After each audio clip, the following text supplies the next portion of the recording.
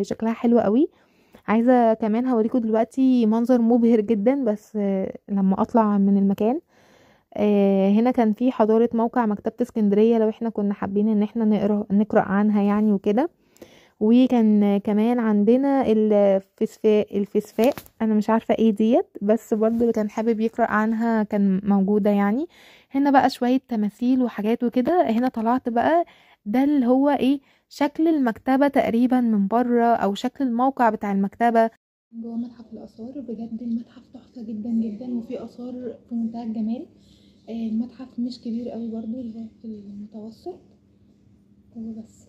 ابتديت بقى اكمل الجولة عند جزيرة نيلسون، قلت ادخل بقى اشوف ايه الجزيرة دي. لقيته مكان صغنون برضو. جوه بقى فيه فخار كتير جدا، وفيه بروجيكتور برضو بيعرض شوية اشكال وحاجات.